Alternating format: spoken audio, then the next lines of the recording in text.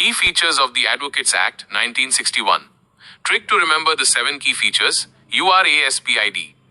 The Advocates Act 1961 established a robust, unified and self-regulated framework for the legal profession in India.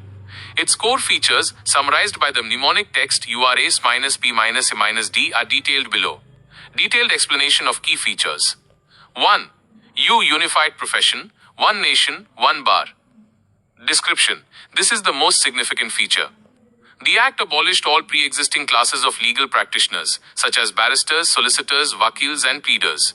Outcome. It created a single monolithic class of advocates who are entitled to practice in any court or tribunal in India, including the Supreme Court. Significance. It eliminated the hierarchical and complex class-based system, promoting equality and fraternity. 2. Our right to practice and regulatory powers. Right to practice, Section 30. Once enrolled, an advocate has a statutory right to practice. This includes the right to appear and plead before any court or tribunal and to take up legal consultancy work. Regulatory powers. The bar councils have the inherent power to make rules for their own administration, elections, and the transaction of business. 3. Autonomous bar councils. Description. The Act established the Bar Council of India, text BCI, and State Bar Councils, text SBCs, as self-governing autonomous bodies. Composition. They are primarily composed of elected representatives from the profession, ensuring that lawyers govern themselves. Significance. This autonomy is fundamental to the independence of the bar, which is a vital check on the judiciary and the executive in a democratic state. 4. State and central framework dual structure. Description. The Act creates a two-tiered governance structure. State Bar Council, text SBC, the local body responsible for enrollment of advocates and the first-level disciplinary authority within a state. Bar Council of India, text BCI, the central apex body. It performs supervisory, standard-setting and appellate functions. Relationship. The BCI lays down national policies and standards, which the SBCs implement at the state level. 5. Prescription of standards. Description. The Act empowers the Bar Council of India to prescribe and maintain high standards for the profession. Areas of control, Section 7 and 49. Professional standards, prescribing standards of professional conduct and etiquette. Legal education, laying down standards for legal education in consultation with universities. Qualifications, prescribing the qualifications required for enrollment. 6. Integration of the bar. Description. This feature is the practical culmination of a unified profession. It means there is no separation of roles between a barrister who argues and a solicitor who advises and prepares documents. Outcome. An Indian advocate performs both functions.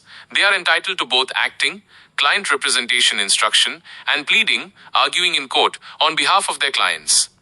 7. Disciplinary jurisdiction. Description. The Act establishes a clear, structured, and quasi-judicial mechanism for dealing with professional misconduct. Two-stage process. First stage, text SBC. A complaint is initially handled by the disciplinary committee of the State Bar Council, which has the power to reprimand, suspend, or remove the advocate from the role. Appeal stage, text BCI and text SC. An appeal against the SBC's order lies with the disciplinary committee of the text BCI. A further and final appeal lies to the Supreme Court.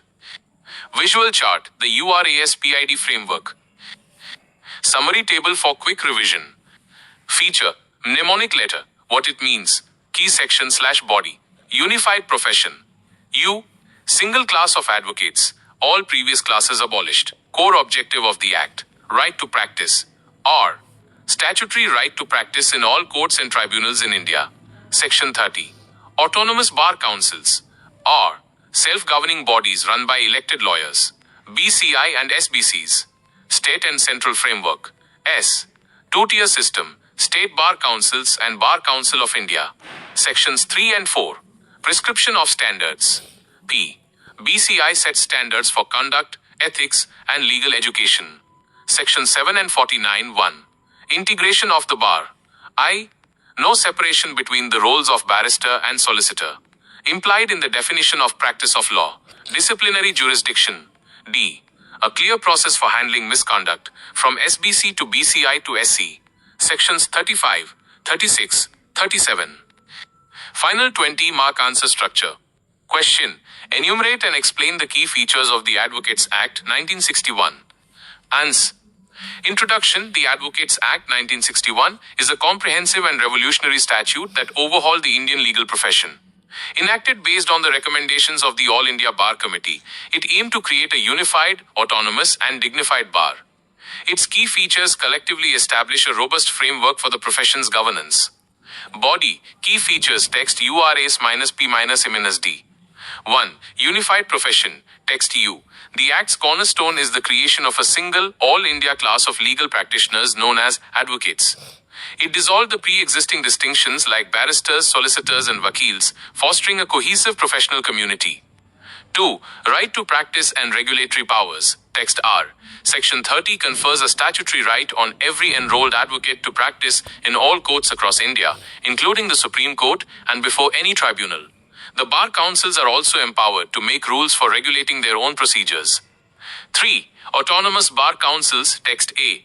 The Act established the Bar Council of India, text BCI, and state bar councils, text SBCs, as autonomous democratic bodies composed predominantly of elected members from the bar.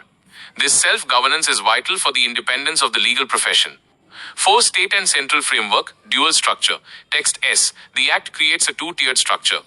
The state bar councils handle enrollment and initial disciplinary matters at the state level, while the Bar Council of India acts as the national apex body, setting standards and hearing appeals. 5. Prescription of standards. Text P. The text BCI is empowered to prescribe and maintain high standards.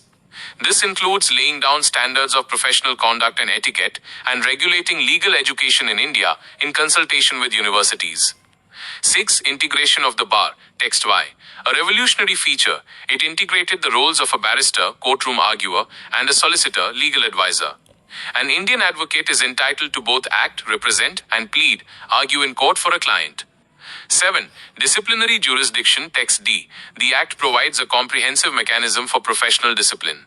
Complaints are first adjudicated by the Disciplinary Committee of the text SBC.